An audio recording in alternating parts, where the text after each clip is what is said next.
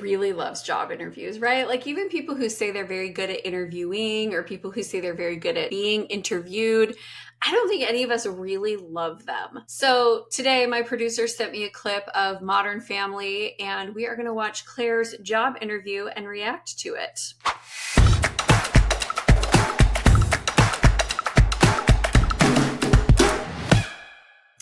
Welcome back to my channel where we show you how to turn your small business into big revenue. My name is Amy Walker and let's dive right into it. I've done a lot of trainings on this channel about hiring and we've never really done one about interviewing. So let's see if there's some wisdom to be learned. Let's jump right into it.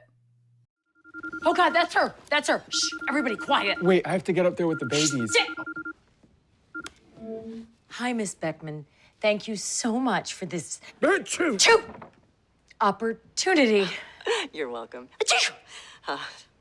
I wasn't mocking you. It's just that whenever I hear someone sneeze, I have to sneeze too, so that it's an even number. It's perfectly normal. Oh, no, I completely understand. A few years ago, I forgot to tap the towel rod twice when I got out of the shower, and we lost George Michael that day. Okay, so I love how she has picked the most random spot in her house in which to have this Zoom meeting and have her job interview. And Phil's face right here. I mean, that's pretty classic right there. That was you. Let me tell you a little bit about I our have company. totally done that on meetings love before that. where like the tap off screen. I have in my office, my kids can walk in the door and I can see it out of the corner of my eye, and below the screen where no one else can see, I'll be like pointing to them. I'm like, and my finger's like, get out now, close the door. But first, I'd like to take some notes. Tilt up. That's what I love about this industry. Never a dull moment. It's not plugged in.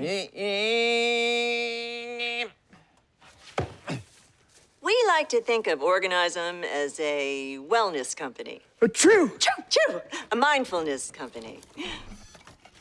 Are your shelves shaking? Yeah. Yeah, I think we're having a little earthquake. You know what? Why don't I tell you a little something about myself? There are times, okay, now obviously I think it's very unlikely that most of you are going to go into a Zoom interview and have set up an entire, what looks like an office on your stairs with your father holding it up. But what is going on right here is a classic case of trying to look better than you are and it actually backfiring on you. And I do see this happen in interviews where somebody gets on and they're like overselling themselves to the point where you're just disappointed with them when they come on board because they oversold. Whereas had they just sold what they had, you would have been happy with them when they came on board with the team. About myself. I like to think that I'm the kind of person who can see where the consumer trends are leaning, adjust quickly, and lean back the other direction. Oh my God! Do I love organizing? Baby, do I love it! Ms. Dumpy, have you been drinking? Yeah, just lie. She can't smell your breath. Oh my God. No, Puppy, no. Oh! Okay. First of all, we love Modern Family. That is such a funny show. All right, so let's break down all of the areas where Claire went wrong in this interview here. I've never seen that episode before, but now I want to go watch it. So number one, going into a job interview, you definitely want to make sure that you are in a quiet space and that you are not in the mix with everybody else. So, and anybody working from home, like you have got to have an office with a door.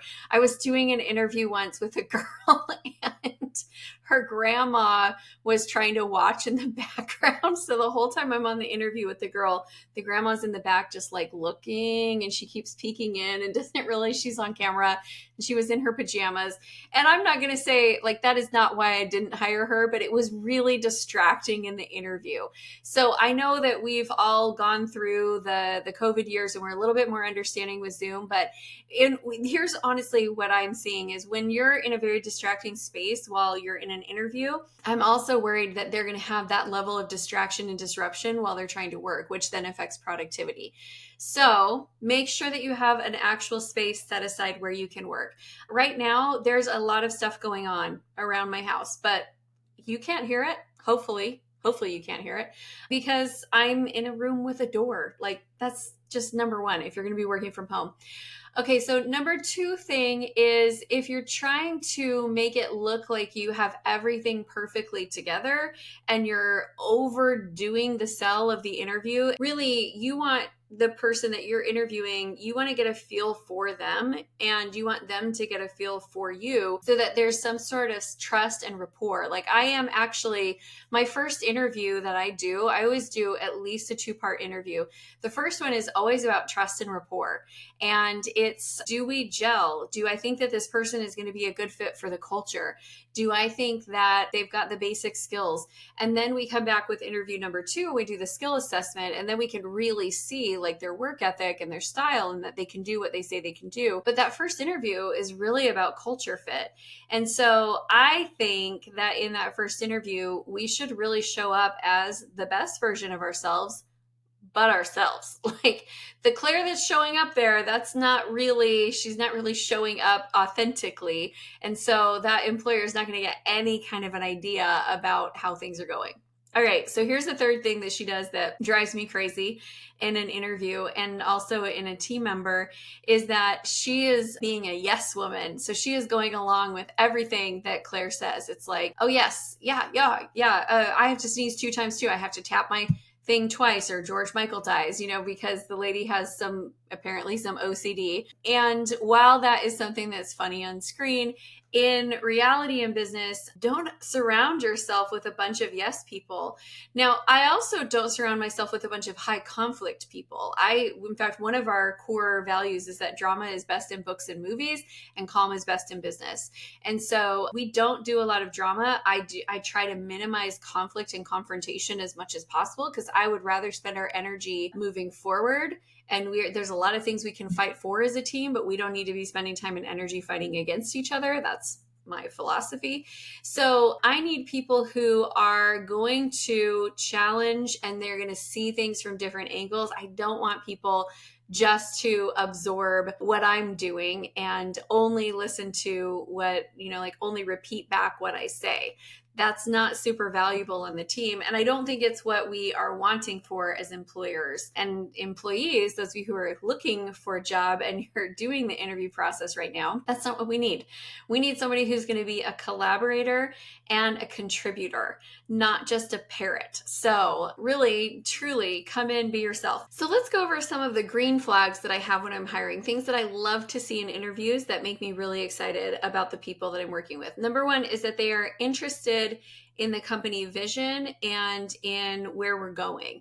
So I like when they've actually come and researched the company and they've looked us up on several different platforms and they can share with me something that they've learned about the company or something that they're excited about that we're doing.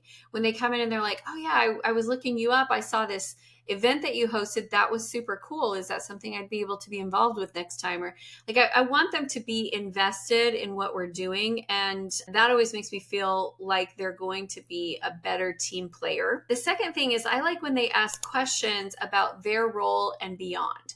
So not like they don't have to ask questions about every single area of the company, but if I'm hiring somebody to be a salesperson and they're asking me questions about like, so, what are some marketing initiatives that you have going on? Where do you see that the leads are going to be coming from? And, what do you want me to be doing to help bringing more leads into the company as well?